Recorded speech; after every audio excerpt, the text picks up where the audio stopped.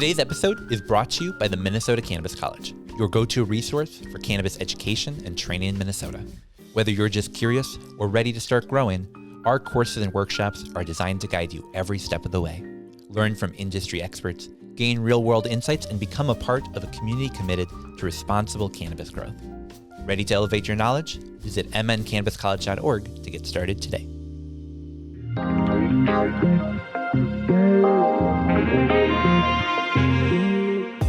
Hello. Welcome to another episode of Northern Lights. I'm your host, Tanner, joined today by Steve. Welcome, Steve. Hey, Tanner. Good to see you. Yeah, good to be back. Episode 2, Season 2, feeling good. Back here at the Dabbler Depot studio. 2 for 2. 2 for 2, absolutely. It's been a busy week. Last time we recorded here, it was just like the hours before the Legacy Cup. We're now on the other side. We've got a lot of news to cover from that. We're also talking a little bit about Olmsted County, Rochester. We're also talking about South Park come to life in Minnesota. We'll be getting to that more a little bit later. Oh, boy. And then we've got a great interview. I'm really excited to hear more from Leah and Kasey talking about their business, Sprout Cannabis. It's pretty cool. Yes, we had Leah and Kasey Kollross in the studio. Sprout Cannabis, Natural Harvest, MinnesotaCannabisSeeds.com. Check them out. Yeah. And then we'll be trying some products a little bit later in the show. And then, of course, we'll have our high note at the end. And tell us what your high note is. What are you thinking about while you're smoking this week? Drop it in the comments. We love to hear from you. But first, Steve, I ran into you like 7 times at the Legacy Cup. Yes. We would be like, all right, let's hang out. And then we'd be like, oh, I just have to go do a dab real quick. Or, oh, I just want to grab this sample. And then I'd turn around and I'd be like, oh, I think I lost Steve. And that happened so many times. But man, it was great. It was beginning to end. I spent 7 hours at the Legacy Cup. I really had a great time. I thought the weather was awesome. I thought the field was great. I thought the amenities were tremendous. 2 for 2. Doobie Dabbler, Legacy Cup, back-to-back great festival weekends. Yeah, absolutely. I love seeing cannabis events really come in earnest to Minnesota, being able to come out, consume a lot of cannabis with people. It felt like a concert, basically, when we were at the Legacy Cup. Yeah. Especially in that latter part of the day as that music was going. Some of those booths were perhaps a little less well staffed than they were earlier in the day. Oh, yeah. It was 420 somewhere. Absolutely. I spent some time in the Cultivated Sesh Lounge. Oh, yeah. I seshed in the Sesh Lounge. Thanks for setting that up. Absolutely. Great rosin, fun dabs, great beverages. Good people over at Cultivated. It was fun to hang there. Yeah, it was fun to see their whole tent that they had there. When the rain started coming in middle of the day, a lot of people were hanging out under that tent. I brought my poncho, so I was walking around, still enjoying the day. I asked to do a dab at the dab table, and they said, not in the rain. The torch apparently doesn't work. But it was a good time. That was a fun time. Jordan, how was your weekend? Pretty good. Very Formula One centric. And is it true they were racing open wheel race cars on the streets of Minneapolis? Not racing, but it was what Red Bull came to town, and they brought their show run kit, which is basically like very expensive marketing, very expensive urban marketing for Red Bull. But as we know, Red Bull has some of the deepest marketing pockets in the entire world. And they're in the F1. So Red Bull owns 2 of the 10 F1 teams. Wow. And one of them being Red Bull, and then the other one being a team called Visa Cash App Red Bulls. Okay. Well, we're really excited to announce our new sponsor of the podcast, Red Bull. No. Cheers. No, honestly, like Cash App might come through for us. There we go. Hey, putting this out for Cash App. If you want to sponsor the podcast, reach out to Steve at mncannabiscollege.org. Oh yeah, hit us up. But yeah, me and my couple of siblings and friends went and stood on the streets of Minneapolis about 3 hours before the event started. I brought my big long camera, or one of these cameras actually. Wow. With a big long lens, and I took 1,400 pictures of cars going by me very fast. Cool. It's that F1 car, so that F1 car is for the car nerds out there, it's the 2011 championship winner driven by Sebastian Vettel. Ooh. Naturally aspirated V8. It's the single loudest thing I've ever heard in my life. My dad was down there. It's so loud. Yeah. I was looking through the pictures I took yesterday, and I've taken hundreds of thousands of pictures in my life, and I took some of my favorite pictures of all time last week. Wow. At this event. So for your pictures 2 weekends ago were amazing that you can find on Facebook and Instagram. Oh, thank you. From Doobie Dabbler. Yeah. I'm a formally trained videographer and cinematographer, but I'm finding still photography to be a hell of a lot of fun, and I'm enjoying it. So I'm practicing that usually when I'm not doing it for my day job. I usually bring a camera home with me these over the weekend. Great shots. Yeah. And I still can't believe that you convinced him to hand out skull gummies at the event. That was pretty neat. I did not do that. Oh no. Oh no, wait, no. What are those? Yeah, exactly. But yeah, I was focused on race cars for most of the weekend, and family. Any time I wasn't focused on race cars. So Awesome. I love it. Well, the rest of the industry, I do have to say, was probably focused on that Legacy Cup at least a bit, looking at who were really the people that were taking home the cups themselves. Yes. I know for a lot of people, they come on out. It's an event to go try some samples, to mingle, to see a concert. Yeah. But for most people in the industry, they were sort of waiting for that last 15 minutes. Right. I went running to the front. I was so excited to watch the awards. It was right after the concert, so people were clearing out, and I was like, "No, guys, this is the good part. This is what we're here for." And they didn't seem to agree, but whatever. Lupe Fiasco. Yeah, exactly. Well, so I wanted us to dig through a little bit about some of the winners, some of the people that did take home those cups. Yeah. There were some brands that I'm sure many of our viewers have heard, perhaps us talked about on this show. Some that might be a little bit new. So I'm excited to dig through who actually took home a cup at this year's Legacy Cup. Do you have any footage from the event itself? We do, yeah. We're going to turn to Jordan and put him on the spot and say he's going to clip it in right here because I'm going to send it to you and you'll be able to clip it in right here.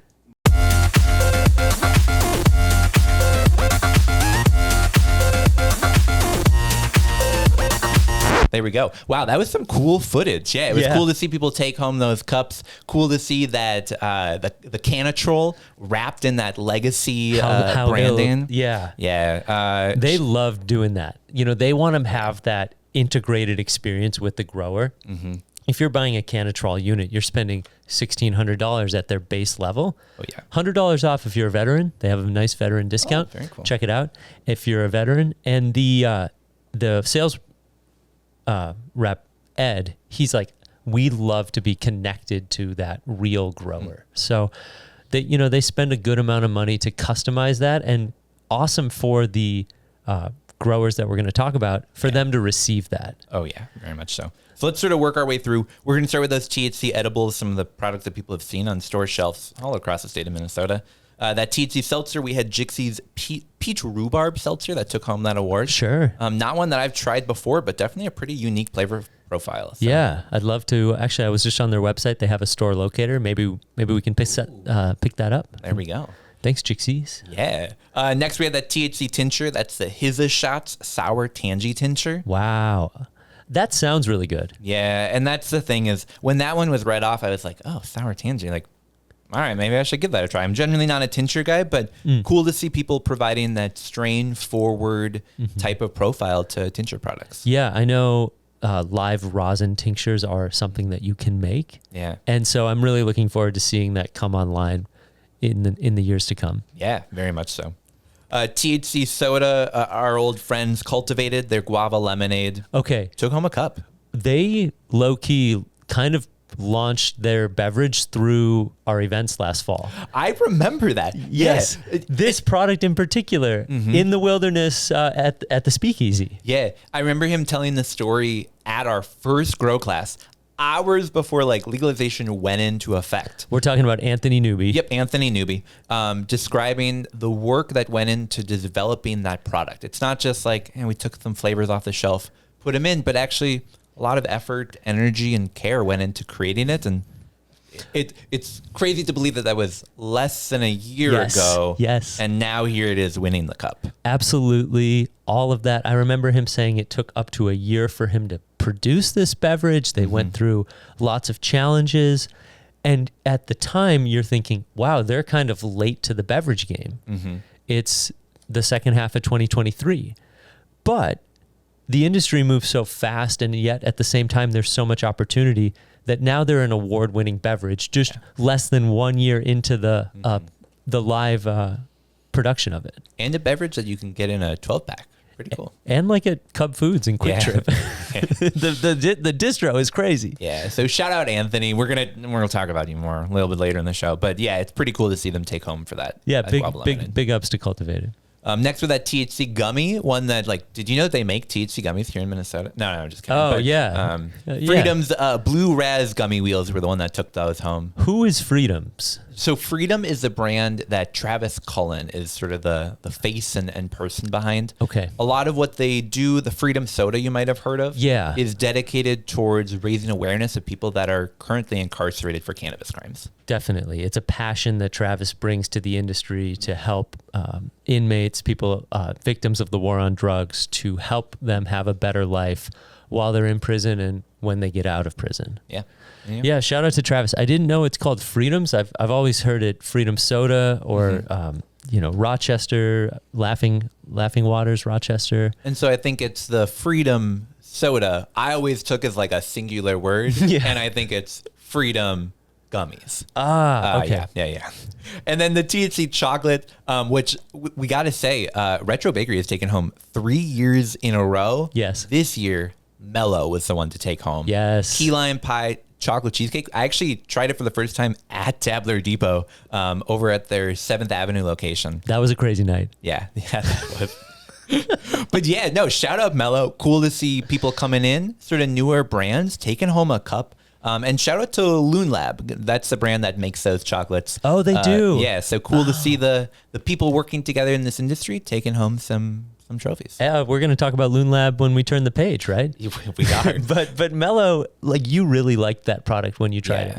And John Barty was blown away. I remember that night, him trying those products. And that was what makes the magic with Dabbler Depot, is those sessions. And we got to meet a lot of brand new brands like Mellow through the Dabbler Depot. Yeah. So we should say, if you want to do a pop-up of your brand at the Dabbler Depot, hit them up. Kale at Beer Dabbler, Kale at Doobie Dabbler. Kale at dabblerdepot.com. There we go. That's right. CAYLE at Yeah. dabblerdepot.com. We'll put the text right along here. They could come in like 4:00, right when we're done podcasting. Yeah. Could be a fun time. But yeah, no, so shout out Mellow. Really cool to see them, especially sort of a newer face in this industry, really find such success with their first launch of products. They had chocolates, they had sodas, they had hard candies. Yes, I remember those. One of the third took home a legacy cup, so that's pretty cool. Nice. Let's move on to some of the most innovative products. So these are products that really stand out in their category for being unique, for being a new way of people to look at cannabis, just being standout. I love this category. Yeah, and I love that we're rewarding not just, hey, you make good products, because I think some of these are actually really good products, but you make really cool, unique, trend-setting products. And shout out to some of the brands that we're going to talk about. First up, a longtime friend of the show, Dr. Dabs. The Dr. Dab infused maple syrup took home the award this year for most innovative THC edible. Not because of its packaging. No, absolutely not. No, but it's cool to see. So Dr. Clement Dabney, 3 years in a row now taking home most innovative product. He had it for the maple sugar candies that first year. Wow. We had infused tea products that second year. And now this year, just straight maple syrup. You can use it in so many ways. In fact, if I were to like make some pancakes, I feel like I could just put it right on top. People should check out that Cooking with Clement. Yes. Buy Dr. Dab's infused maple syrup just for pancakes. Yeah. Your pancakes. Yeah, exactly. Yeah. Well, that's the only thing. Let's talk about some of the other most innovative products, though. Shout out to Clarity for winning that most innovative THC beverage with their Mocha Latte cold brew product. I'm not surprised a cold brew product won in the beverage category. Yeah, we've long tried on Northern Lights coffee cannabis products because I am excited for this nexus of good coffee and good cannabis. And I think a lot of brands just don't meet the mark with that. They maybe bring good cannabis, maybe they bring good coffee, but not finding that connection. Cool to see Clarity knock it out with not just coffee, not just cannabis, but good coffee and cannabis. Also, they killed the branding on that product. And so I know that there was a visual aspect to this competition from the judges' standpoint. I'd love to judge this category next year because I love THC beverages. I love the opportunity around it. But I also have to say, not only does the product taste good, it looks good. Okay. And it makes sense that it's an award-winning. We'll have to maybe bring it on the show sometime. I got to be honest that I saw the booth that was doing samplings of it. I didn't get a chance No. to try it. So Yeah. stoked to give it a go at some point here. Definitely. How about this one though? Most innovative non-intoxicating product. Yeah. Is that essentially like a CBD product? Yep. So it's a CBD, I believe CBG gummy was the one that ended up winning. They're Bountiful Blue Raspberry Gummies. Okay. People probably recall Nebula, the brand, because we talked about them when you could buy concentrates and vape carts from Island Peze. Yeah. That, man, looked very similar in packaging to this Nebula that's now making legally compliant THC and CBD gummies. So always cool to see who's making products out there. Yeah, I'd love to dig into that with you sometime. Oh, yeah. Well, let's keep moving on because we've got a ton of awards this year. Super cool to see them give out so much. And we're coming back to our friends over at Cultivated that won that the best non-intoxicating edible for their full spectrum pâté de fruit gummies. Yes, that is. And it comes in a nice package, plastic packaging, and then it's a nice, juicy, smooth tasting gummy, like a little silky if you were to cut it halfway. Yep. Yeah, it's a good one. And one that non-intoxicating, but still definitely worth checking out. Yes, CBD. Yeah. Non-intoxicating tincture, absolutely infused, is by Loon Labs. That's 1,000 milligram full spectrum tincture. Solid product. I've known about it for years. Great to see like a standard has been established, and craft tinctures have sort of gone away. Very much so. And, you know, it's still, I'm glad to see Gabe behind Loon Lab is producing this, winning awards. Not his first award. No. And it's cool because that's a product that like hasn't necessarily shifted a ton. I don't think it's going to win for like most innovative product, but it's that tried and true staple that people just keep coming back to because it's consistent. They know what they're going to get. And every time it's the full spectrum tincture. The Loon. Yep, exactly. And then finally, that non-intoxicating product that won the best topical was True Bloom Wellness, their relief lotion. Yeah, I've gotten to know Pam Andressen, their CEO. Really passionate woman in the cannabis space. Spends time in California, spends time in Minnesota. Their company is based here in Eden Prairie, and they make a great product. I have this on my desk right now. I've been using it, and I love CBD lotions. I love like a nice, easy applicator, and then it's just a little bit on the wrists, a little bit on the hands. It doesn't change your life, but it changes your day. Absolutely. I love that. I think that's pretty cool. And it's cool to see people still making knockout topicals that people can use to benefit their life in various ways. Yeah, these last two, the tincture and the relief lotion, very niche nowadays from a Minnesota cannabis perspective. Yeah. It's not a beverage, that's for sure. Nope. All right, so it's the 5th year of these awards being given out, 5th year of people winning, most innovative edible product, but it's only the 2nd year that we've had home grow flower and this year home grow hash and rosin included in the Legacy Cup. That was a big part of Josh's vision to go bigger, more authentic, right? So you're talking about best homegrown outdoor, best homegrown indoor, and then a people's choice. Okay. Yeah. So let's talk about the best indoor, and then we'll move on to the fun category of outdoor. So indoor, it was really cool to see Fisherman 420 take home for Blue Dew, which is a Grand Flora genetics product. So just some really knockout indoor flower. I love the handle. Yeah. We'll tag these people on Instagram, so definitely go give them a follow. You can see some of the stuff they're doing. Then maybe their account gets taken down, and you got to give them a follow again. But which leads us very nicely to the next one. Okay. So best homegrown sun-grown flower. Now, Josh put a pretty big asterisk on this one, which is you just need to have some sun involved. Like this festival is not at harvest time. We don't have product that was grown outdoors ready for people to be smoking right now. True. So this was a product that was grown partially outdoors, partially with light deprivation, partially in a greenhouse, various things to help take that outdoor element and really craft it to how we need. Okay. And it was a knockout from Infamous Roots, who actually took home the cup last year for best homegrown flower for their birthday girl. This year took it home for a birthday girl cross called the Chon Chon. AKA birthday tits. Yeah.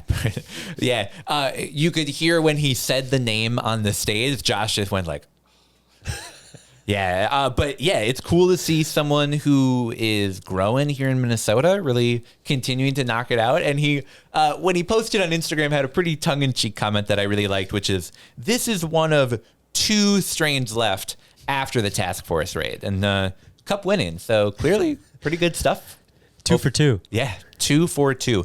We've only had this category 2 years in a row, and that person, Infamous Roots, has now taken it 2 years in a row. So if you're looking to start up a a cultivation license, you're looking to hire on a master grower, maybe reach out to Infamous Roots. Who knows? And I believe they're woman-owned. Is this behind? That's a great question. I believe so as well. Yeah. It was sort of tough to tell as people were coming up on stage exactly who the growers were. Right. Especially because some of them, Josh made a joke when the first person came up. He's like, "Yeah, come on up on stage if you want to."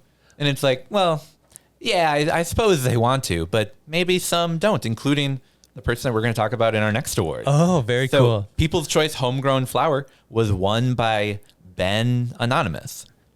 Not Sean Anonymous, but No. This case, it's Ben Anonymous. We don't necessarily know who that is, but they grew Master Kush crossed with Sour Diesel that took home the cup this year. Fuck yeah. Yeah, pretty cool. And then rounding it out this year, we had rosin, and then we also had solventless hash that was not rosin. So just to help separate that, rosin is a concentrate made only by using water to help wash all the cannabinoids off of the plant, and then using like a heated press to squeeze them through a bag.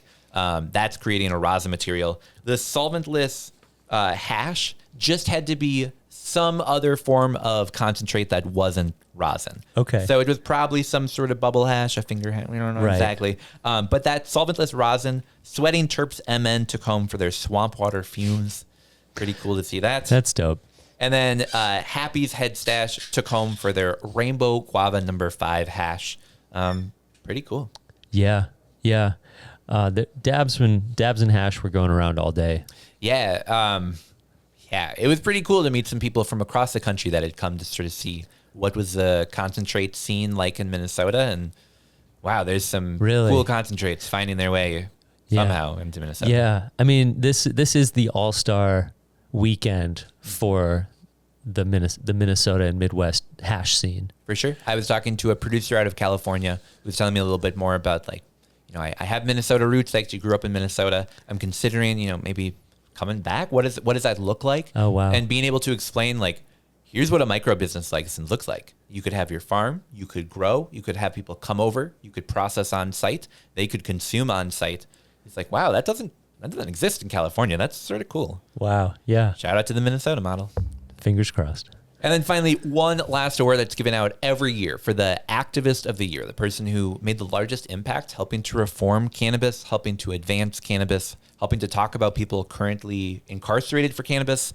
And it went to our buddy Travis Cullen. So Freedom, when we talked about that earlier, same person behind that brand is the same person out there who's really helping to preach the idea that sure, it's legal, sure, we're consuming, but people are still incarcerated for this from things that happened 20 years ago. Yeah, Travis has a great viewpoint on the realities of the marijuana and cannabis industry, and he's not afraid to share them, and he's gotten his message out there, and he's been a part of our events, and we appreciate the work he's doing. Mm-hmm. Yeah, absolutely. All right, so let's change gears a little bit. The cup was definitely a fun time. I really enjoyed being able to go and like do dabs in public, take a lot of edibles, but walk around. It was fun. Exactly. But we're going to talk very quickly about one county level change. We've been trying to really keep our finger on the pulse of different legislative changes, different municipal, different county level things that are happening. And Olmsted County, which is where Rochester is making some steps forward that we just wanted people to be aware of in case they want to be involved. Okay.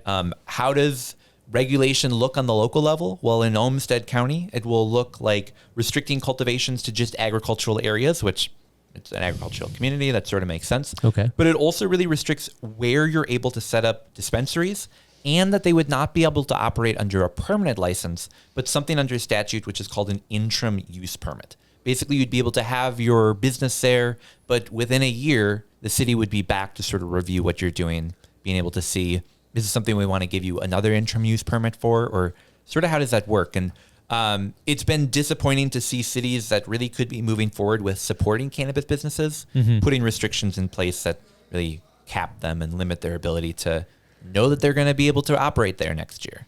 Yeah, I don't like this at all. Yeah. They're also putting limits on where cannabis businesses could operate. They're using the maximum allowed under statute. So 1,000 feet from any educational institution, 500 feet from any daycare facility, 500 feet from any residential treatment facility, and it cannot be owned or it cannot be on any county owned property. Okay. So, I get that in the rural parts of Olmsted County, being 1,000 feet away from a school, probably not going to be the biggest concern ever.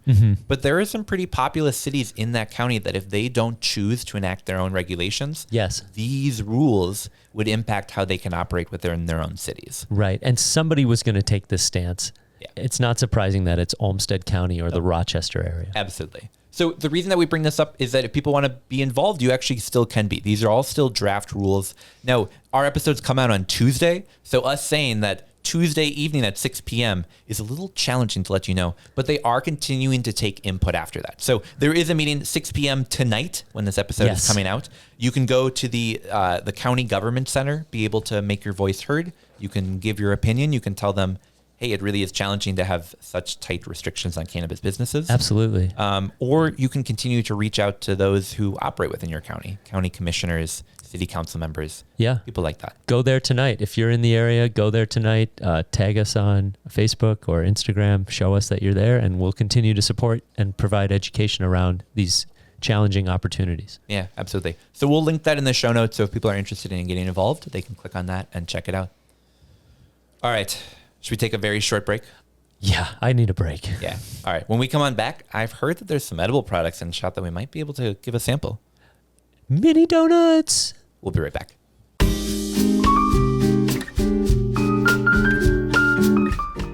Hey, Kale.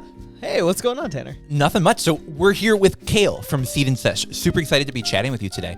Kale, I'm looking for something to do on Tuesday nights. Have any ideas for me? Well, Tuesday nights on Payne Avenue are normally pretty quiet, but we do have home grower meetup nights on Tuesday nights. So, we have our little community of home growers out here, and when we opened the store, I realized there are a lot of people out here who have been growing a lot longer than me, and there's a lot of people who are looking to get into it, and so we wanted to just create a space where people could come and talk about their home grow and dispel some myths, and maybe I had people bring in compost for other folks, and Cool. It's a lot of fun. It's Tuesday nights, 6 p.m. to 8 p.m.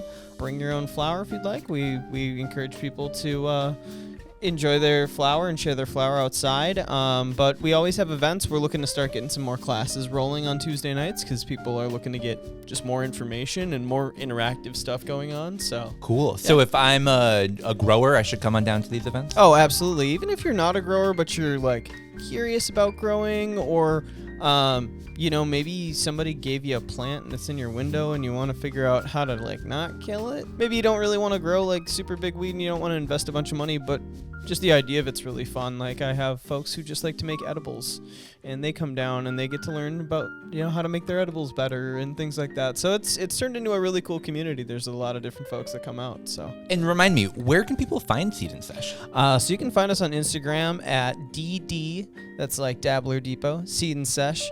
Also, you can find us at ddseedandsesh.com. And you can just stop down by the shop. We're at 949 or 951 Payne Avenue. They're right next to each other. You can't miss us. We're right across the street from Brunson's. Sounds like a fun time. You know where I'll be on Tuesday. All right. You should be there too. Absolutely. We'll see you there.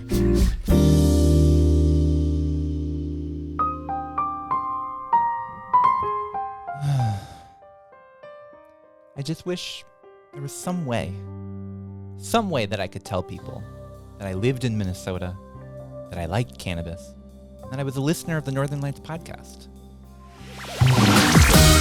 There is Northern Lights merch. Dope.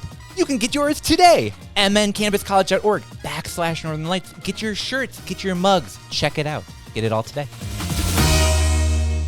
All right, and we're back. So, Steve, I'm so excited to be sampling this new product. I went to the state fair this year. I've been going to the state fair for a number of years, getting people to sign petitions. Thankfully, I didn't have to do that this year. Right. But I was looking around. A lot of beer being sold.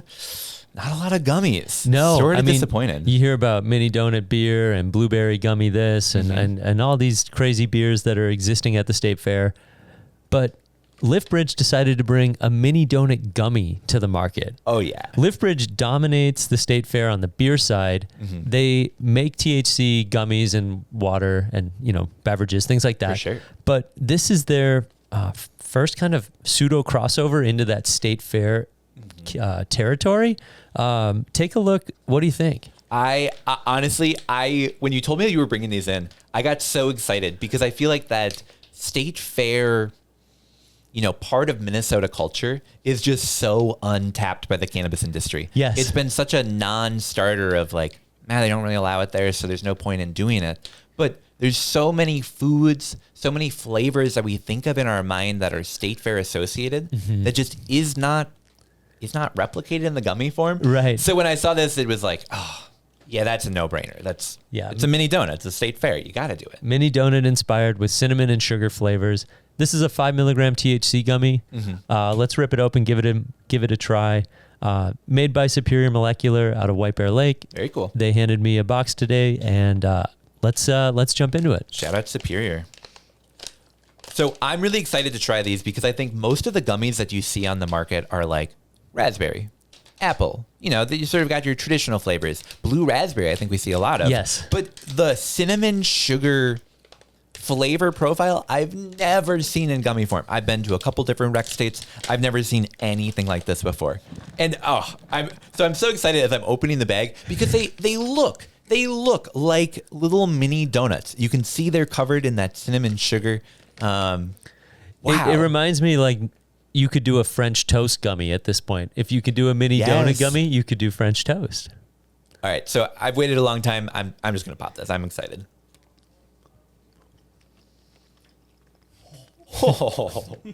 I like these better than mini donuts. That's insane. Yo. It's like Cinnamon Toast Crunch, but less cavities. We'll see. Yeah. Oh, yeah. I ate like 10 gummies yesterday. That I ate 10 CBD gummies yesterday, and I go, this is the modern day Lunchable. We got to come back to that one. But Okay. Yes. I have never tasted anything that so replicated the flavor of a mini donut that wasn't an actual mini donut. Like, I knew I would taste a little bit of that cinnamon sugar on the top. You could see it coated in that. But down to the gummy itself, like, that tastes like a donut to me. This is really fun to see. There's almost like a maple syrupy note to it. Like I'm getting breakfast like French toast. Like that I said French Toast Crunch. Yeah. Or Cinnamon Toast Crunch cereal, but like it's almost like just like gummy form of, Saturday morning French toast at grandma's. I've never eaten a gummy that made me want to have a glass of milk with it. Like, this is insane. Wow.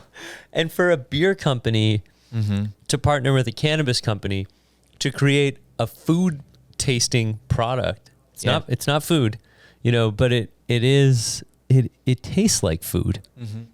Well done. Well done. Very well done. I would highly recommend people go check these out.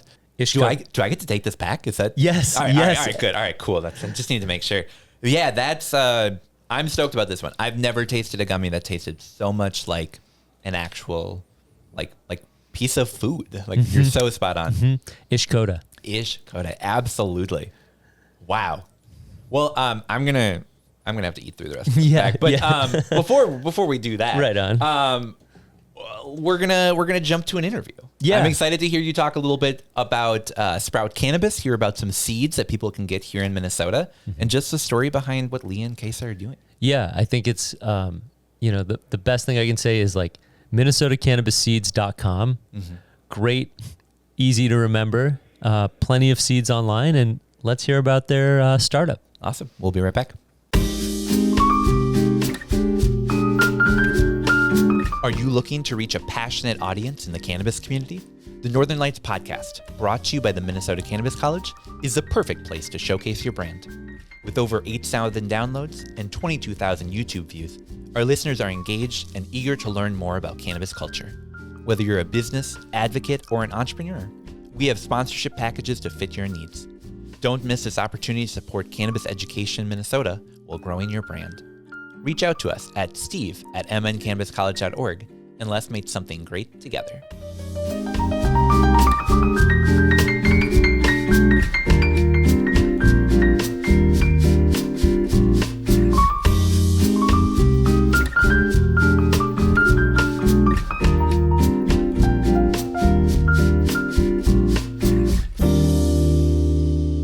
I find myself spending more time on LinkedIn lately than Instagram. By the way, I've been tagging you on LinkedIn. I don't know if you've been seeing that. I will log back in. I'll give it a look. See, thanks. Yeah, no worries. Yeah, we were just talking yesterday after the session with a few of the people in the audience how we're so surprised that of all places, LinkedIn is like the safest space to talk about cannabis and like grow your cannabis business.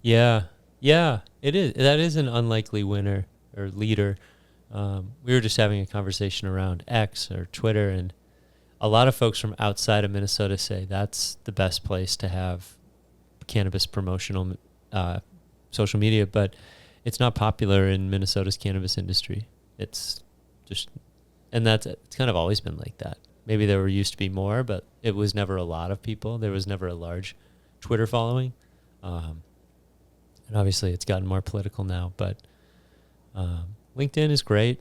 And Minnesota just has such an opportunity in the industry right now because so much of the production and the hemp-derived idea came out of Minnesota. And I guess that's one of my questions for you is, when did that first idea be like, we should look at the Minnesota cannabis industry as an opportunity? Like, go ahead and introduce yourselves, and then maybe we can start with that.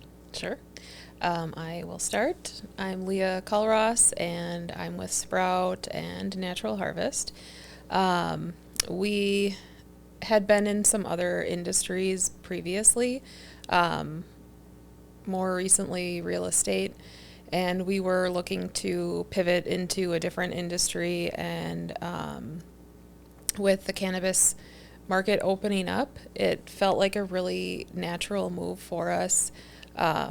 We've always been focused on innovation, and with an emerging market, it just got us really excited about, taking all of our past experiences with running a business and lending our expertise to this market as business professionals, and also with our passions for the plant as well. Yeah, absolutely. Kasey, do you have anything more to add?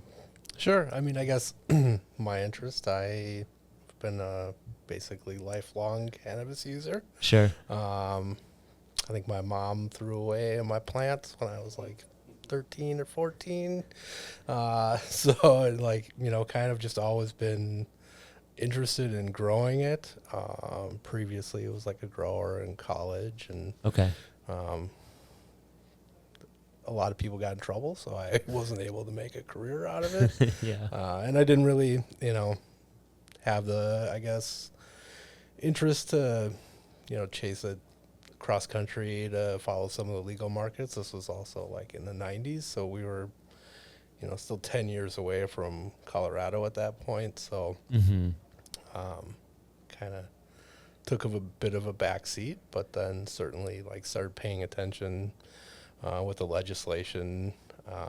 It seemed like the votes were there. Yep. A ton of interest, a ton of outreach, a lot of people doing really good work getting the word out there. So, it just kind of became, more and more of interest. And like Leah said, it was, being in real estate is kind of a interesting time. I mean, there's certainly, opportunities there, but it's also, can be a super challenging time, and Right. There's not a ton of affordability, and that's kind of always been part of our business model. So just kind of all the pieces came together at the same time. Sure. And like many people in this local industry, you're starting with, well, maybe not starting with hemp. You came into the industry after seeds became legal, right? So after August 1st, 2023. So you were probably working on Natural Harvest leading up to that, but when did you launch Natural Harvest? We did launch Natural Harvest August 1st of 23. Cool. Yeah. Yeah. And I would imagine the first times we came across each other would be that summer, maybe at a Canna Connect event or at the legalization downtown. Were you guys down there, First Avenue? But I don't want to put a specific date on it because I remember meeting you in November, but you were probably gathering experiences and learning more about the industry that summer. You know, coming into the industry, you don't automatically know, you know, where to go, who are the players in the industry. So I would say leading up to when we met, you know, I was spending a lot of time just like building the business, getting the foundation set, not really being out there in the community. I didn't really know where the community was, who the community was. So that's always been a challenge here. Yeah. I mean, now I feel like I can, you know, expertly talk to a lot of people about how to find your community, where the community is. But at that point, I wasn't tapped in. Sure. So yeah, just working on building the business. And then I would say like when we met, you know, that kind of got the ball rolling. Yes. I started to meet more people and get involved. But before we go too far, tell us a little bit about that natural harvest business that you launched, and what can people find when they go online? Sure. So we wanted to support the Minnesota home growers wherever they were at. So we launched Natural Harvest at minnesotacannabisseeds.com, where you can find over 1,000 different SKUs of seeds.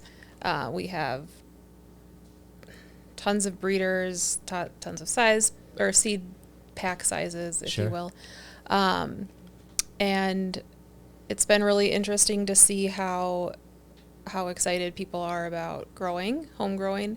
And it's not just, you know, people who are curious about it, but other people who don't really know where to access flower. You know, maybe they don't want to go to a different state, but they want to grow their own. So it's been fun over the past year, meeting customers and educating them on, you know, how to grow and whatnot. So yeah, and I mean, how we met is kind of a funny story. We met at a Minnesota Cannabis College class that Canna Connect was hosting, and you were wondering, is it okay if I bring the news to this event?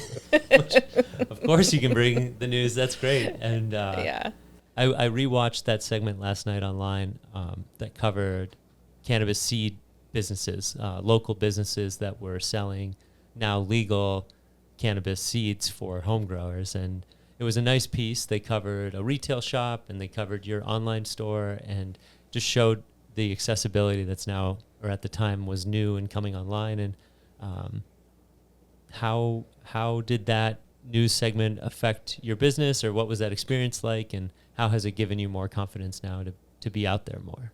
Yeah, man, I would say back then we had been working with Canna advisors with our business plan for Sprout. And when I was approached by, I think it was WCCO, to be on a segment. ABC, Channel 5. Thank you to ABC for covering the industry. Yes, thank you, ABC. When I was approached by them to be part of the segment, you know, they reached out to us specifically because we are permitted seed labelers in Minnesota. So I was really excited to talk about the business, even though the business was just a baby. Yeah. It's, you know, it's interesting to talk about such a brand new business confidently.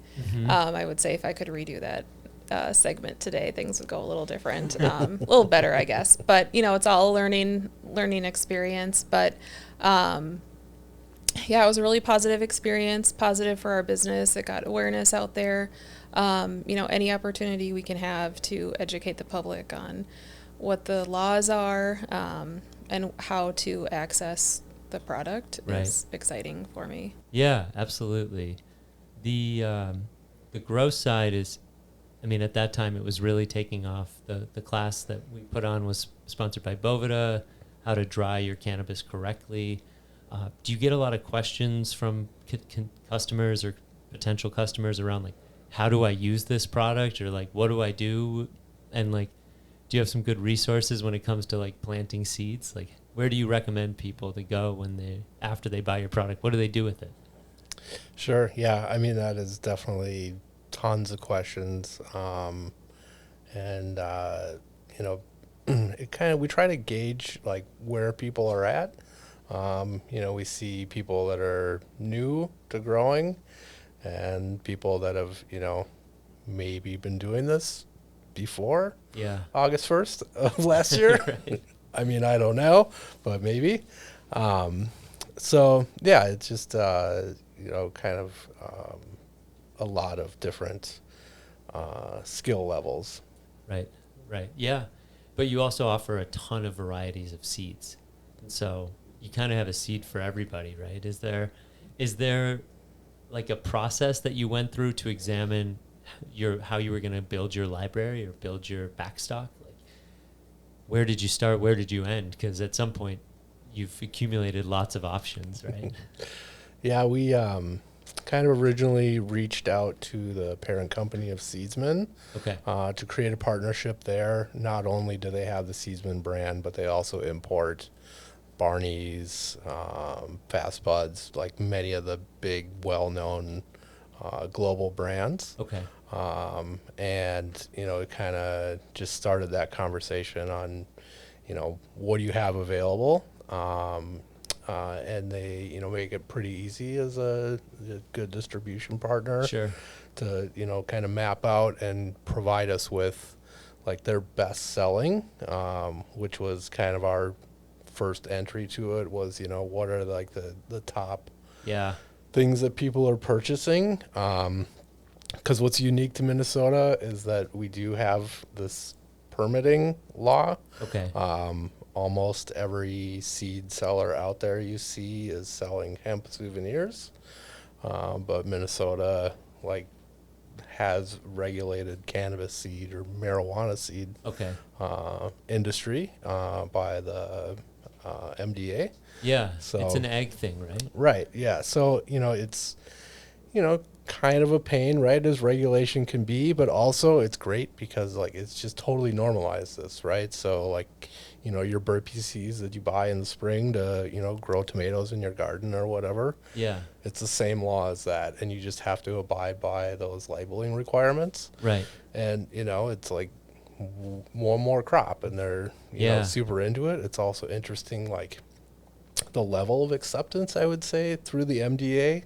Yeah. I guess, agriculture, so it kind of makes sense. But, Like a good level of normalization. yeah, I mean, and not, the pushback that, especially a year ago, right? I think things have changed dramatically. We've seen in the last year, really, with beverages and things like that. Obviously, it's been growing for some time, but really, we've seen, a lot of good traction, in acceptance in the last year. But yeah, even a year ago, MDA people were, hey, we're into this. We're part of Minnesota Grown. There was lots of opportunities there. So Yeah, that's cool. You see the Minnesota Grown seedling starter kit here. I think the thing that I noticed the most about you two is your willingness to show up. Since we met in November, probably seen you every month since then in some capacity, and that was one of the ideas that we talked about, featuring you. And you two are both now well-known faces in the Minnesota cannabis industry when it comes to events and supporting. One of the few brands that did the trifecta this summer, the Legacy Cup, the Doobie Dabbler, and the Garrison Hemp Fest, basically back to back weekends in about a month, 5 weeks time. So I really want to applaud you and say thank you for supporting, whether it was Canna Connect or the Modest 4 Canna Beverage or all of these events that, our event organizers have put on, you've supported. And Earl Giles is another one that, you're a mainstay there. So talk through kind of that level of acceptance, like the fear of showing up and then becoming more comfortable and then now finding your own place in the industry. Can you talk about the growth that you've seen in the last 6 to 12 months, I guess? Sure. Yeah. So like we were talking about earlier, we spent the first part of our time building the business, not really being out in the community. And then when we started coming to Canna Connect events or other events, we were kind of, I don't want to say in the shadows, but we didn't know anyone. It was hard to make the connections at first, but once we started, I think participating in Legacy Cup last year Okay. was kind of our big first event, and we met a lot of customers, but not necessarily a lot of people in the industry. Okay. And then after that, just like you said, showing up, getting to meet more and more people. It's been a really fun journey to where, I think about a year ago, I would go to an event, I didn't know anyone. And now I go maybe to happy hour at Earl Giles, and I can see that I know like 80% of the crowd. Yeah. Like, these are all people I know, I've had conversations with. We will be working in this industry together. Yeah. So it's been really great just seeing how welcoming the community is. Right. I really appreciate that. I would say the most about being in this industry is how welcoming the community is. I've seen it time and time again where it's really about showing up.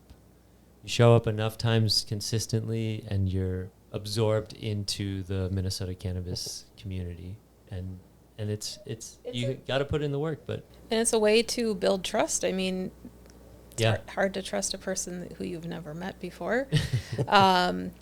And so, when new people show up, it's, there is that level of trust that you might not have with them yet. But, just a year later, we've Yeah. all been around each other. We've gone through some things together now. And so we can trust each other and know that we're in this together for the long haul.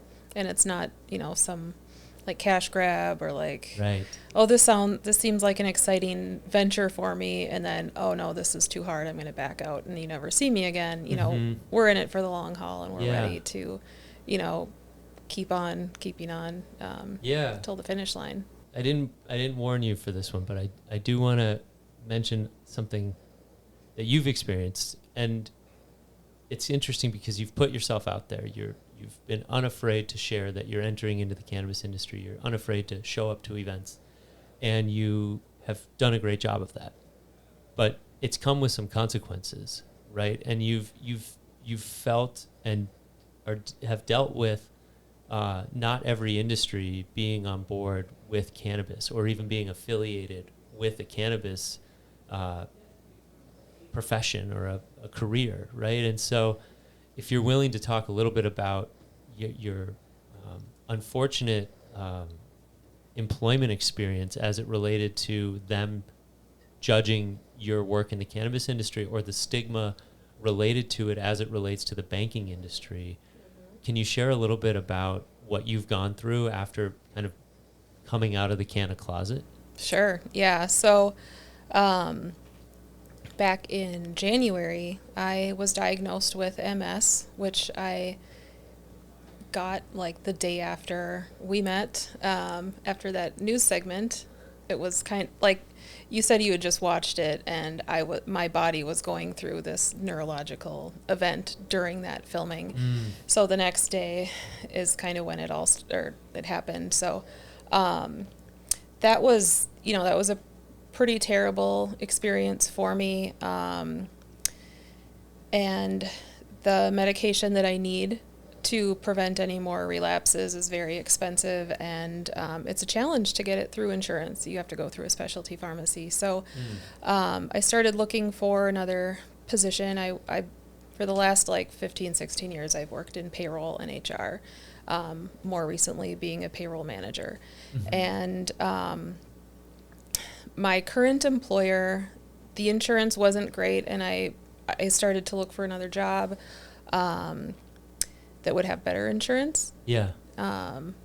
For that, just, for my MS medication. And so I got a job with a bank, maybe not name names. Yeah, sure. Yeah, we that's what we're going with this season. So the stakes have been hot raised. I mean, I'd like to name their name, but maybe later in a LinkedIn post. Yeah. Anyways, so back in March, I took a position with a bank as the payroll supervisor. They had better benefits, better retirement plan, like all the great perks. I was really excited to work there. Sure. I was doing my job. Things were going really well. And I was just super excited to be in this position with them. and they saw on LinkedIn that I was the founder of Sprout, so they asked me about that. And I let them know it's this, kind of, I don't want to say hypothetical, but kind of hypothetical business Concept. because Yeah. I don't have a license. I don't know when I'm going to get a license. I may never get a license. It may never happen, right?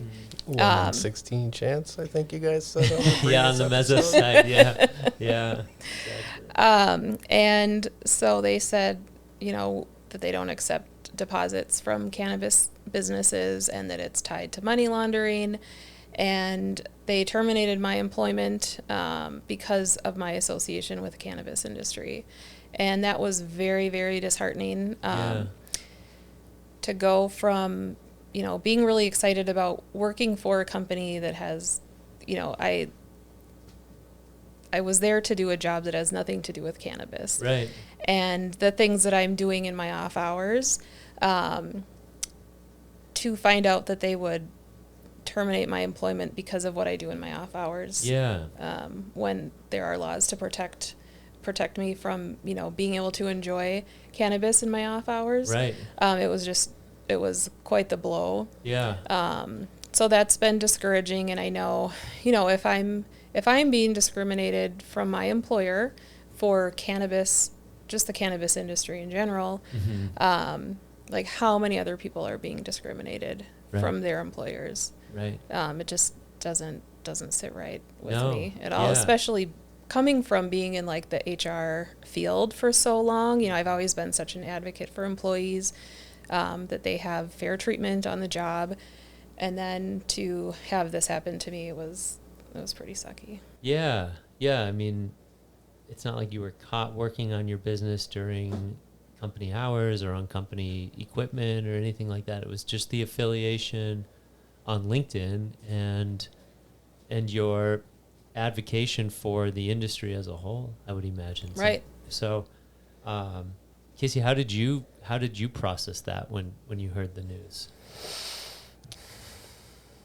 That's a good question. I feel like I'm still processing it. It's like, it just doesn't quite seem real. I mean, as a cannabis user, my life, I've dealt with lots of people, not accepting of it. Right. And I think I've probably chosen my career path accordingly, mostly being self-employed. So Sure. there's, no boss and, Right. maybe don't share with, customers and clients and things like that unless, that maybe they're, of the same ilk or Right. whatever. Yeah, oftentimes not using during the day or, making sure that work is not getting in, or that cannabis use or, whatever use is not getting in the way of your job. I can understand that.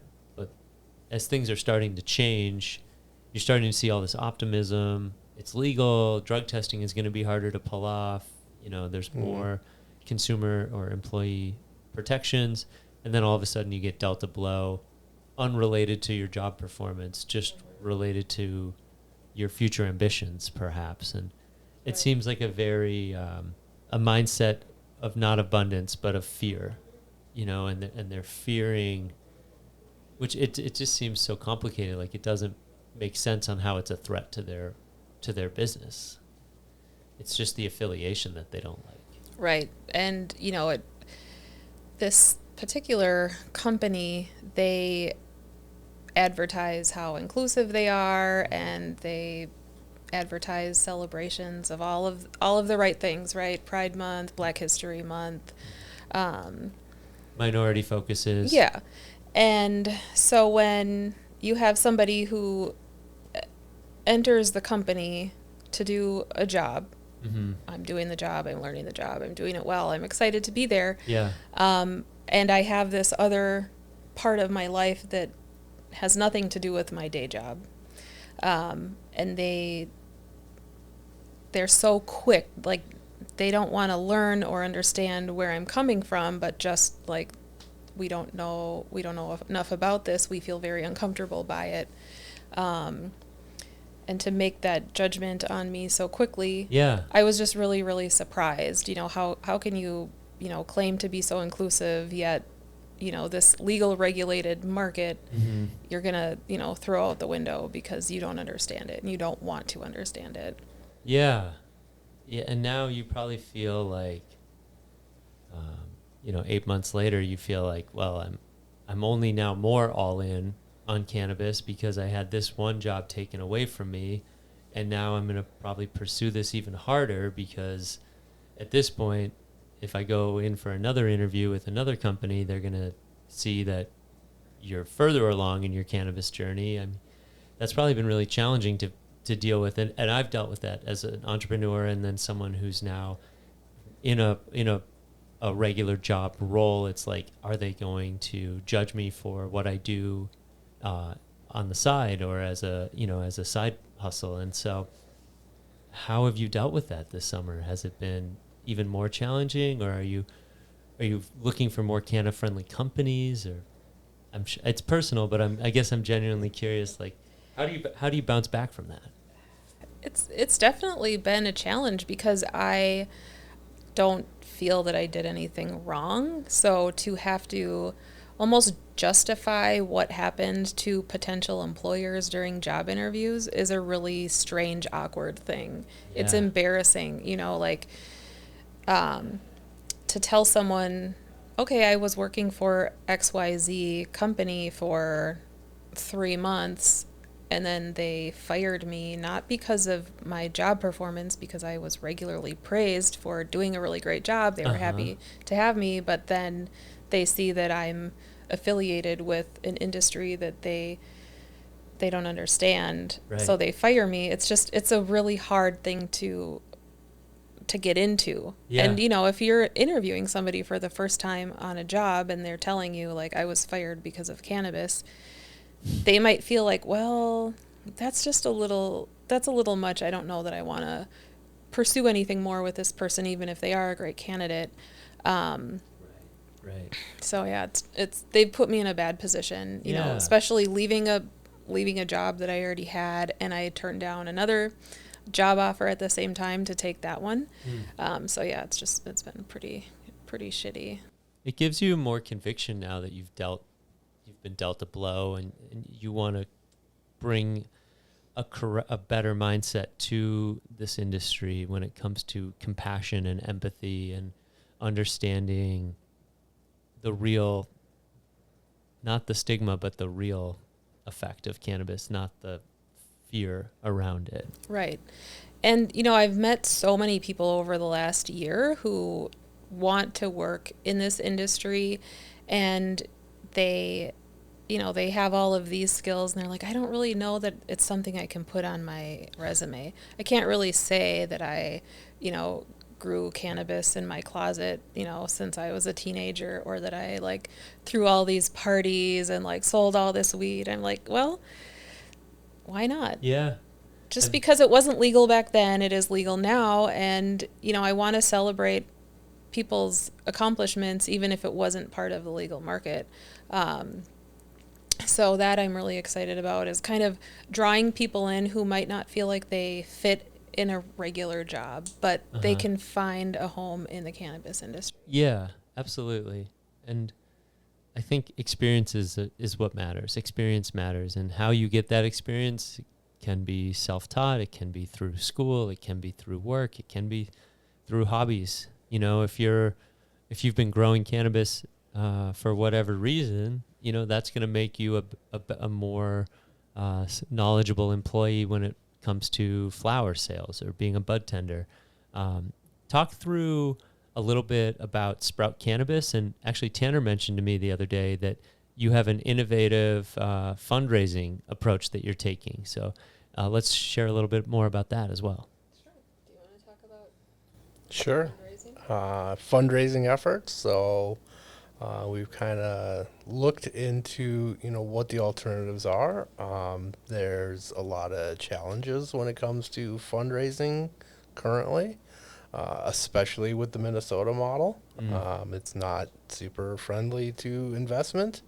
So what little there is probably directed, towards other markets, even, some that have come online after ours that, are more catered to that big business multi-state operators. So With that in mind, certainly at this point it's all bootstrapped, but we plan on launching a crowdfunding. So Silicon Prairie is a local investment bank here in Minnesota, super cannabis friendly.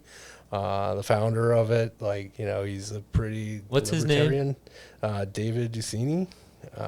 Fun fact, one of the first iterations of a Minnesota Cannabis podcast was filmed or recorded 2019, 2020 in their St. Paul office. Oh, no way. Right off University on the highway there near Cretin Avenue. So cool. I met David through... Yeah, that's a long story. I'll tell you more about that after the show. But Nice. That's so cool. And they have that approach for all sorts of startups, right? Crowdfunding or different advanced or new age finance ways to fundraise. Yeah, I think they have a traditional investment bank approach as well. And certainly more later stage companies, that makes a lot of sense and you pretty much have to. But especially for all types of small business, giving away too much equity and control, can be the downfall, and you don't even know it. Even somewhat safer alternatives like debt and things like that. If it's convertible, you don't even realize where you've gotten yourself. So their approach to regulated crowdfunding, I think it's really interesting. And it, opens up that possibility. And, while it's difficult asking money from, on a very professional level from friends and family, Yeah. gets a lot easier with that approach. And then it's regulated, and, you can then show that as kind of a track record going forward of raising funds. Cool. Is there anything we can do right now to share more about the opportunity, or is there an announcement? Is it open for crowdfunding as of yet, or? The crowdfunding page is up. The portal, you can check out invest.sproutcannabis.com and portal.sproutcannabis.com is the actual Silicon Prairie portal to do so. We're not really taking money quite yet, but starting to have those conversations. Yeah. So there's an option to I think, I can't remember how they term it exactly, but it's basically, committing that should it move forward, that you'd It's like to be pledging your interest Okay. in investing when we open up our actual investment, like our go live investment round. Sure. And I just caught myself. You weren't a part of the social equity pre-application round at this point, right? We are. Oh, you did. That's right. Yes. So take me through what that application process was like, from just like the Instagram versus reality. Like, what were you prepared for versus what did the actual application look like? And would you say it was harder than you expected, easier than you expected, or just your point of view on that? Well, just to go back in time again, a year ago, we started working with Canna Advisors, and they took us through a lot of series of exercises and conversations about building our business, going through the financials, and we in the end came out with a really nice business plan and our financial model, and we've been building on that since. And so I feel like when we started on the application, I was expecting it to be very complex, really hard. Yeah.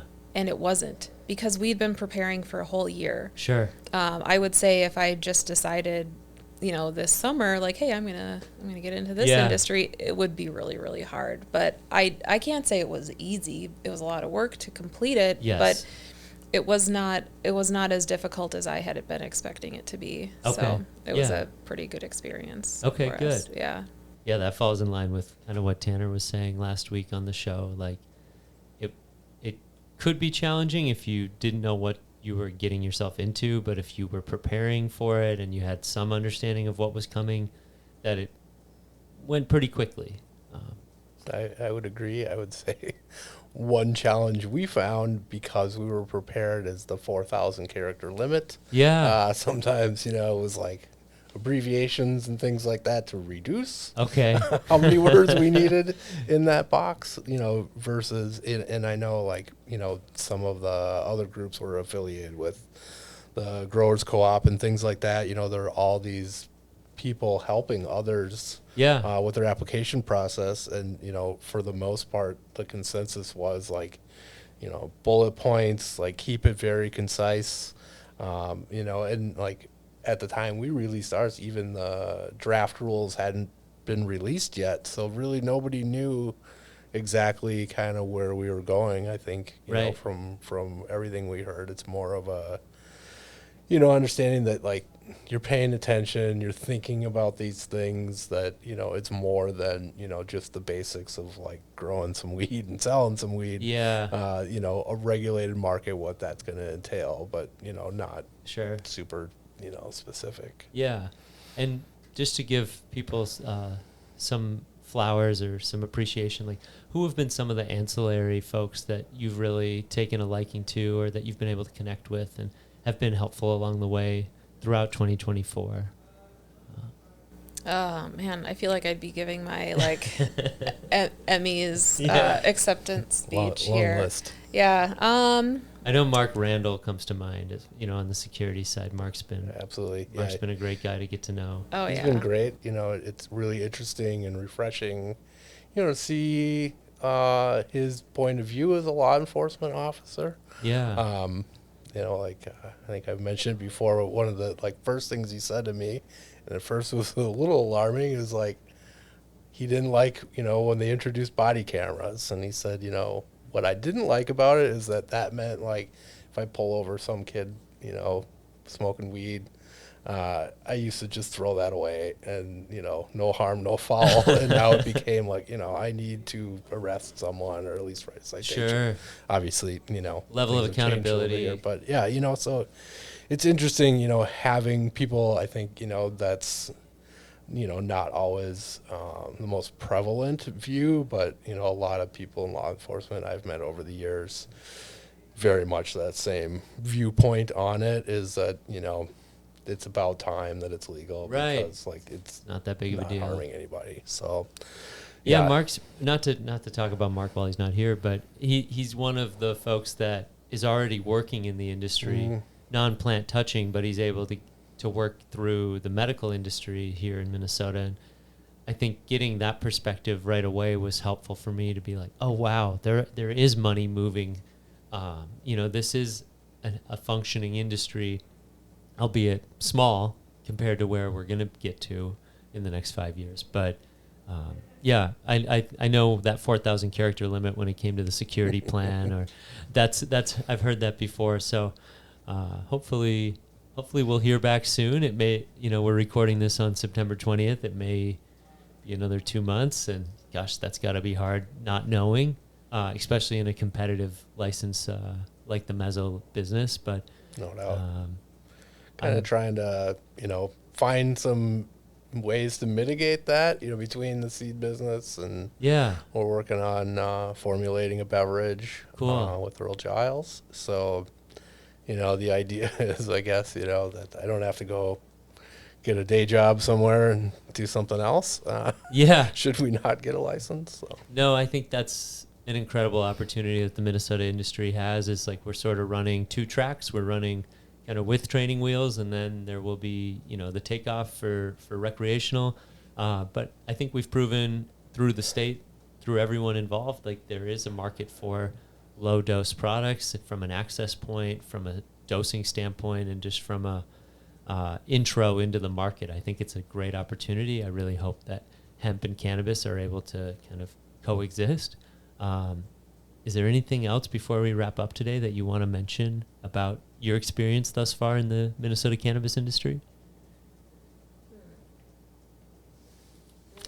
So far, for me, it's been great. Like Leah said, it's super welcoming. I do have a few friends that have been part of the industry, so it's great to kind of reconnect with them. And, it's certainly helped with introductions with others. But, yeah, it's fun to be part of, something that's growing too, right? I think it just creates, like, so much excitement and buzz that it's hard not to, like, be positive Yeah. in that situation. Yeah, be positive. Awesome. Well, it's great to hear that you've had such a positive experience in the Minnesota cannabis industry. We're going to take a quick break, and then we're going to dive into the seed starter kit that you brought along today. Sounds good. We'll be right back. Today's episode is brought to you by the Minnesota Cannabis College, your go-to resource for cannabis education and training in Minnesota. Whether you're just curious or ready to start growing, our courses and workshops are designed to guide you every step of the way. Learn from industry experts, gain real-world insights, and become a part of a community committed to responsible cannabis growth. Ready to elevate your knowledge? Visit mncannabiscollege.org to get started today.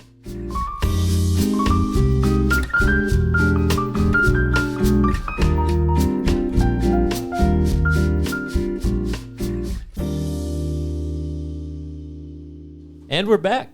Today we are taking a look at the seedling starter kit that you brought. Now on your website you have 3 tiers of options for the kits. What are we looking at today? Today we brought you the seedling starter kit, and every subscription that you mentioned comes with a different amount of seeds. So the seedling starter, you'll get two seeds per month.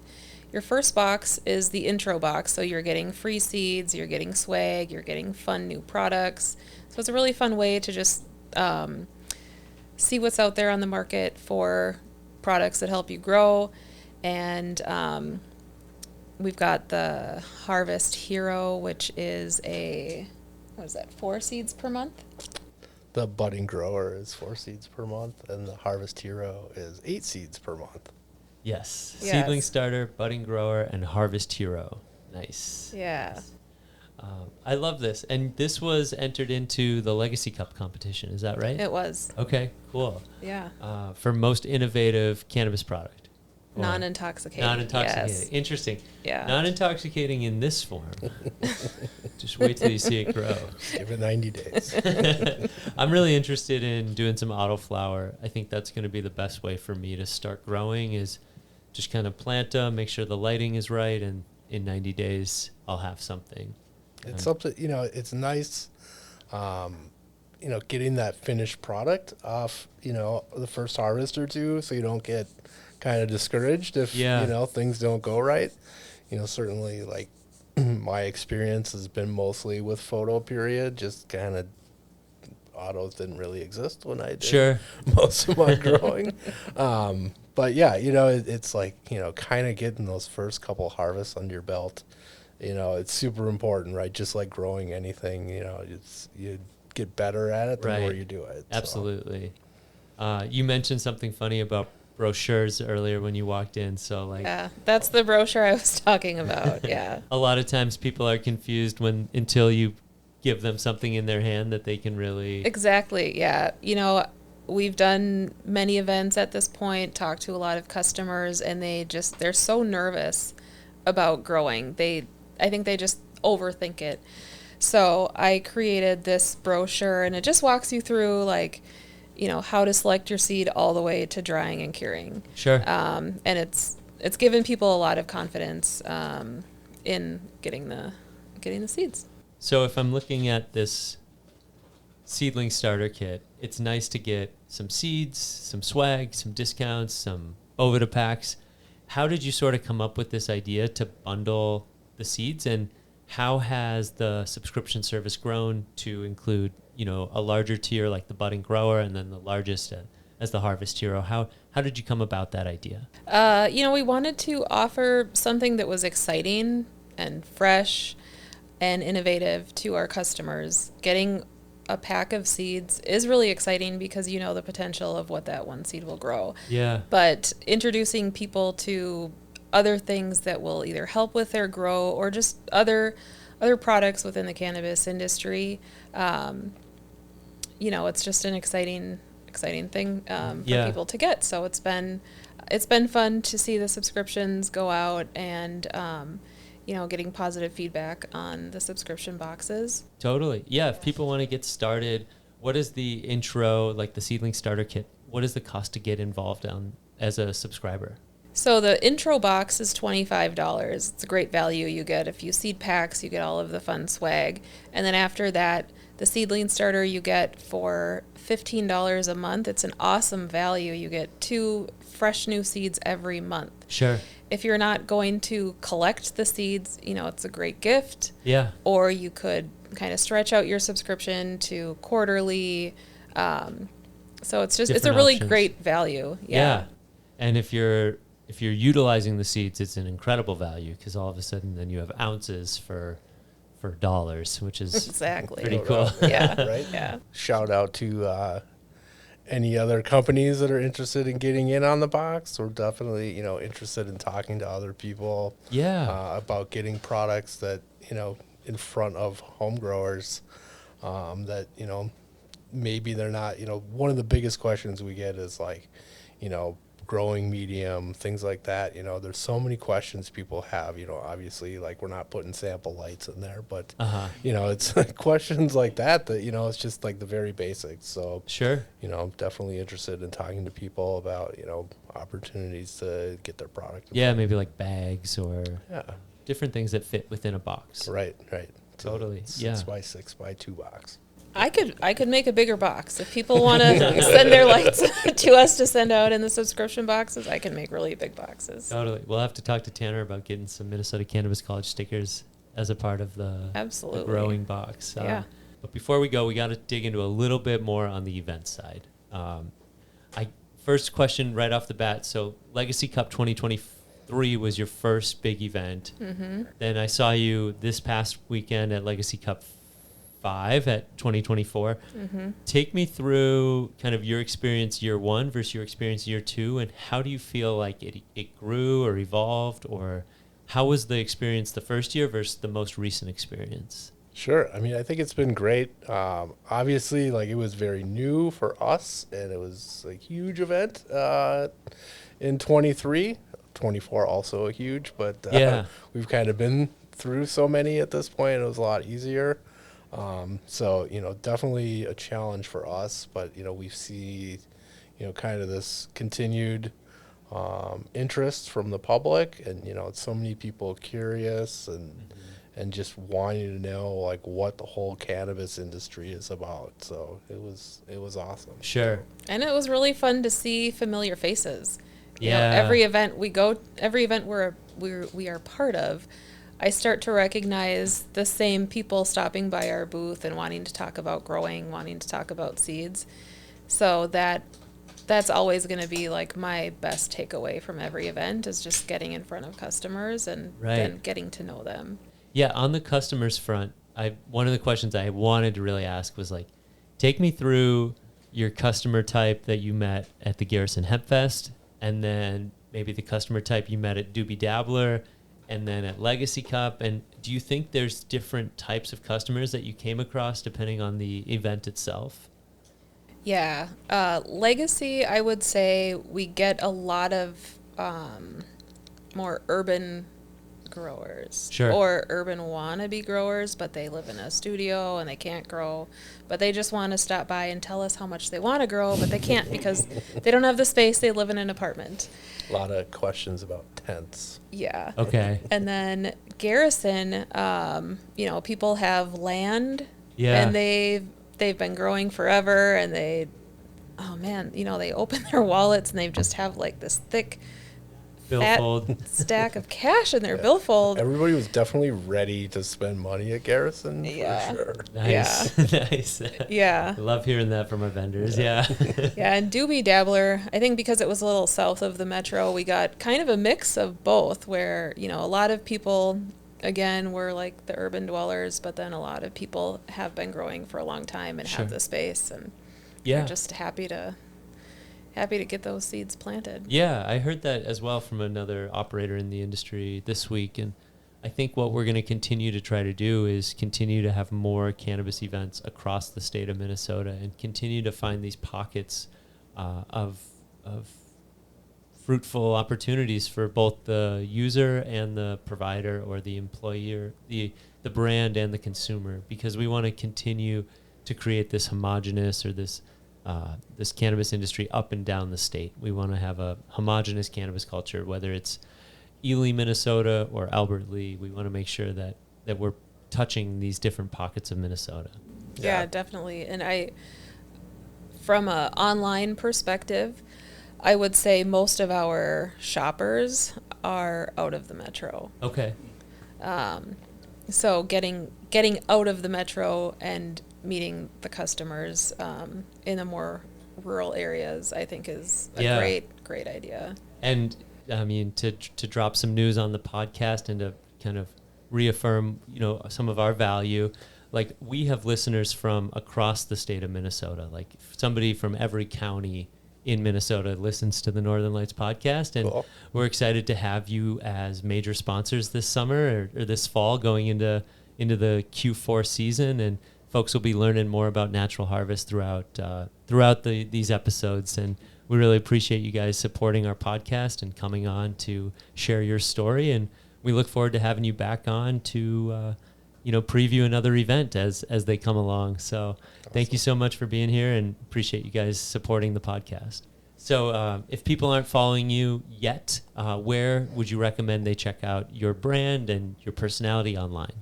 On Instagram, you can find us at NH Seeds MN on Instagram. So Natural Harvest Seeds Minnesota, yeah. NH Seeds MN. And our website is Minnesota, spelled out, MinnesotaCannabisSeeds.com. I love that. So easy. Yeah. Go to MinnesotaCannabisSeeds.com and you can find a huge profile, huge library full of seeds that will ship to your door.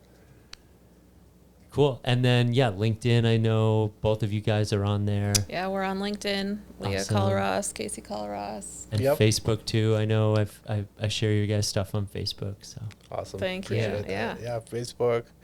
We also have a couple blogs that kind of try to be industry specific, both on Sprout and Natural Harvest websites. Awesome. So. Well, thank you so much for the investment and the time that you're putting into this industry, and I wishing you good luck as we find out the next stage in this industry as it relates to licensure. So thank you. Thanks for your support as well. Right on. Thanks for having us.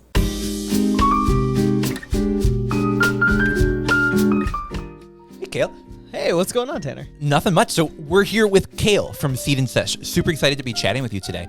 Kale, I'm looking for something to do on Tuesday nights. Have any ideas for me? Well, Tuesday nights on Payne Avenue are normally pretty quiet, but we do have home grower meetup nights on Tuesday nights. So, we have our little community of home growers out here, and when we opened the store, I realized there are a lot of people out here who have been growing a lot longer than me, and there's a lot of people who are looking to get into it. And so we wanted to just create a space where people could come and talk about their home grow and dispel some myths, and maybe I had people bring in compost for other folks, and cool. It's a lot of fun. It's Tuesday nights, 6 p.m. to 8 p.m. Bring your own flower if you'd like. We encourage people to enjoy their flower and share their flower outside, but we always have events. We're looking to start getting some more classes rolling on Tuesday nights because people are looking to get just more information and more interactive stuff going on. So cool. Yeah. So if I'm a grower, I should come on down to these events? Oh, absolutely. Even if you're not a grower but you're like curious about growing, or maybe somebody gave you a plant and it's in your window and you want to figure out how to not kill it. Maybe you don't really want to grow super big weed and you don't want to invest a bunch of money, but just the idea of it's really fun. I have folks who just like to make edibles, and they come down and they get to learn about how to make their edibles better and things like that. So it's turned into a really cool community. There's a lot of different folks that come out. So, and remind me, where can people find Seed and Sesh? So you can find us on Instagram at DD. That's like Dabbler Depot, Seed and Sesh. Also, you can find us at ddseedandsesh.com. And you could just stop down by the shop. We're at 949 or 951 Payne Avenue. They're right next to each other. You can't miss us. We're right across the street from Brunson's. Sounds like a fun time. You know where I'll be on Tuesday. All right. You should be there too. Absolutely. We'll see you there.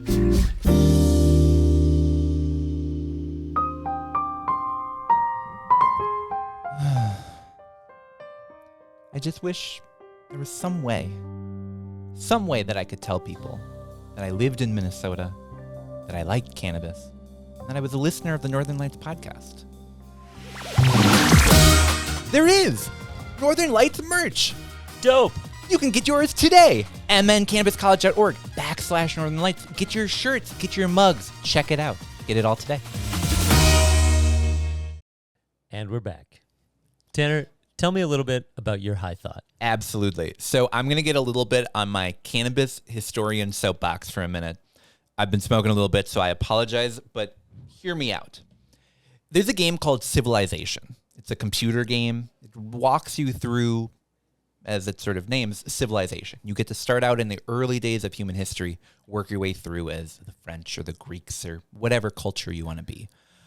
They are coming out with their next version of the game in February, and they're starting to roll out what the resources of that game are. In essence, what kind of things from the planet are valuable enough to put in the game as something that, like, you want to collect this. Like, oh, bananas, got to collect those. Valuable stones, whatever be it, you got to collect those. Coffee beans? Coffee beans. That's, how did you know? Absolutely. Coffee beans, another big one in the game. And this is just an open letter to the creators of the game, to anyone listening, that hemp ought to be included as one of the Earth's most valuable resources. Now, I'm just going to get on my soapbox for a second. Cannabis was actually one of the first things that we as people ever started cultivating. Going back to the early days of us not just finding plants, but putting them into the ground and growing them, cannabis was one of the first things that we used to do that. Cross culture, we used it for food, we used it for medicine, we used it for textiles. Cannabis is one of those plants that has so many different uses. You can find it in East Asia, you can find it in France, you can find it in Americas, you can find it in basically every part of the world that has growing plants. Even northern parts of Asia that don't get a ton of sunlight, cannabis has adapted, and that's where we get autoflower plants that come from. I really think that cannabis is something that need to be included in video games as a valuable resource. And I know people are saying, but the kids play this game. But guys, hemp is one of those things that, sure, could be used in ways that are not great. Wheat could be used in a way to create alcoholic beverages, but we don't put it in the video game for that. But hemp is one of those resources that people have gone to war over, people have traveled to new lands for, and it ought to be given its rightful place at the throne with coffee, with bananas, with wheat, with any other thing that comes from our earth. It's a global Cannabis cheat is code. there. Yes. Absolutely. So if you're listening, creators of Civilization, could you put weed into my favorite game? That'd be cool. Please do. Yeah, please do. For Civilization. For Civilization, you got to do it. See, now I'm just picturing like a giant pot leaf in Mario Kart. Oh, yeah. Like, I don't know. I don't think know how that would fit into the licensing for Nintendo. you but get to throw it at one of the carts, and it just slows them down a little bit. They just drive like delayed 10 reaction below the time, speed just limit. slow Yeah. it. Yoshi could run on hemp diesel. Yeah. All right. Enough about video games. Steve, what have you been thinking about if you've been smoking this week? Yeah, so I've been filling up this jar, and it's full of AVB.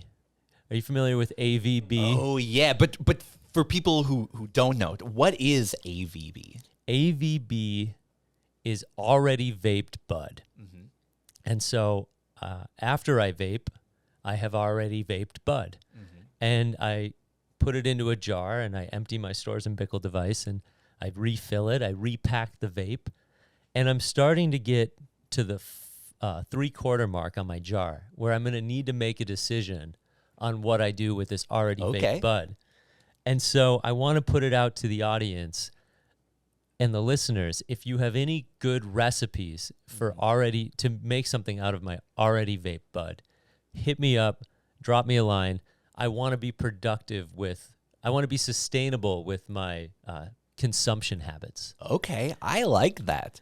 I'll put out my thoughts, but then please drop them in the comments on what Steve should be doing. I used to, in the old days, have a cracker, put a little bit of peanut butter on it, put my already vaped weed in, sort of mix it into the peanut butter, and then a little bit of cayenne on top. Another cracker. It's not great, but is not is it considered hemp once it's on the cracker? Yeah, I think so. Yeah, that's yeah. So yeah, drop in the comments. How should Steve eat his already vaped weed? That's a good question. Thank you. I wouldn't have thought of it without you. There you go. Jordan, you're behind the camera, but I gotta ask you, what have you been thinking about if you've been smoking this week? Well, okay, so this came about because my car and my phone, if my car is set to Bluetooth audio connectivity, like when I turn the car on, it just starts auto-playing music from my phone. And it's not like at the beginning of a song.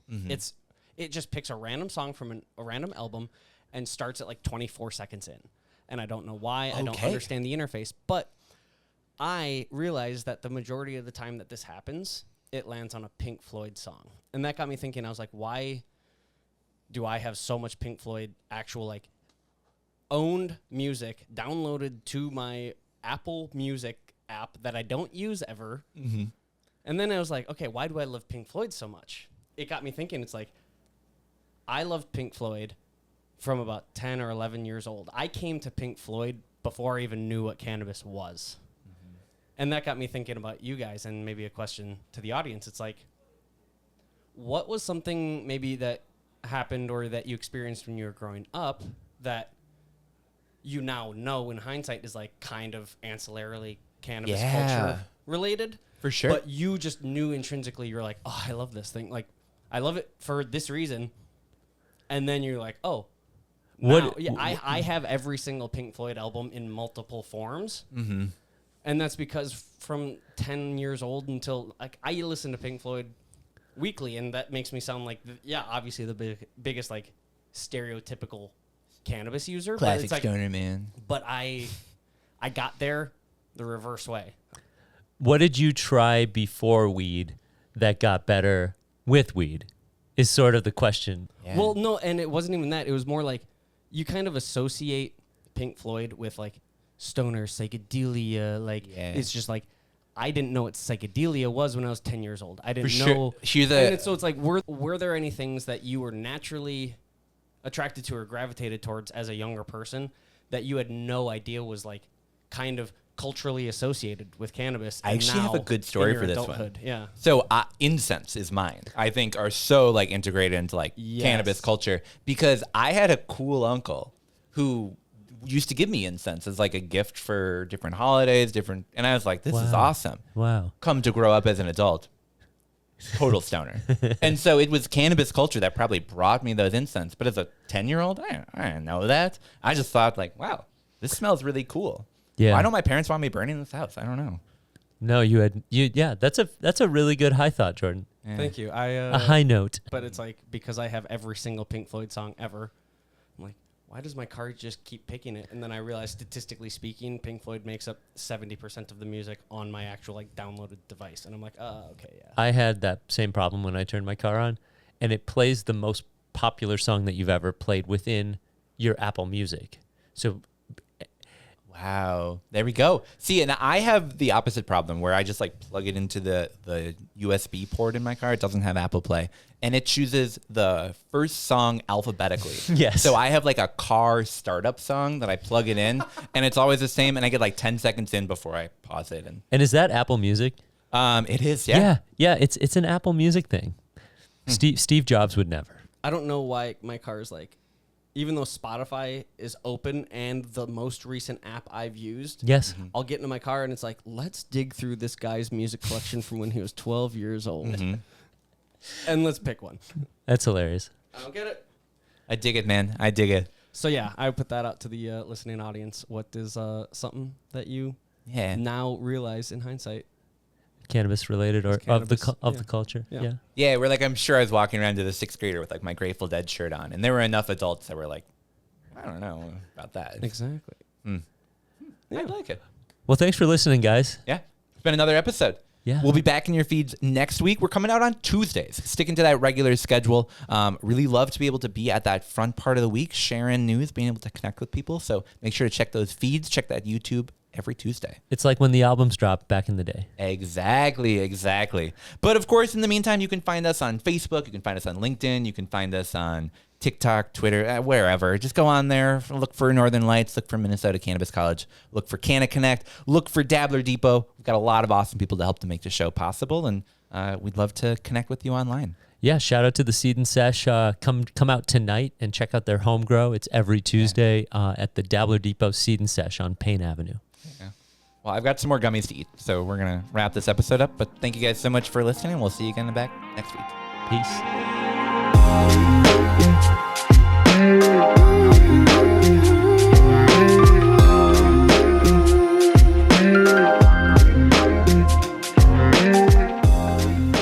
Northern Lights is a Minnesota Cannabis College production. This episode was produced by me, Tanner Barris, and by Steve Eigenman and Jordan With. Production assistance from Marcus Harkis, Shayna Payton, and John Barty.